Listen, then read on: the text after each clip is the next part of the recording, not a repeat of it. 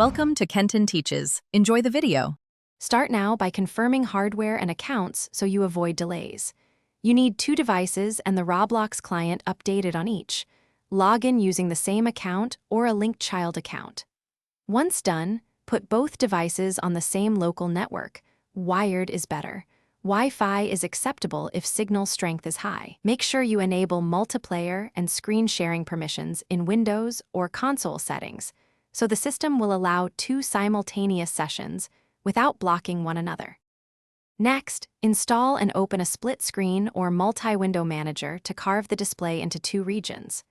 You will set one region for each Roblox instance, selecting resolution and scaling that match performance limits so the GPU is not overloaded. Then launch 2 Roblox windows, drag each into its assigned region, and use the tool to lock input per pane so your mouse and keyboard affect only one player at a time. This prevents focus switching and keeps both sessions responsive. Finish by testing controls and audio for both players, making sure each side responds independently. If you see frame drops, lower Roblox graphics settings or reduce region resolution to free CPU/GPU headroom.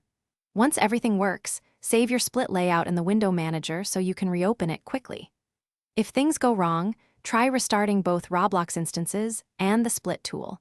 And if network lag continues, enable router quality of service or move to a wired connection to stay. Thanks for watching. Please subscribe if this video was helpful.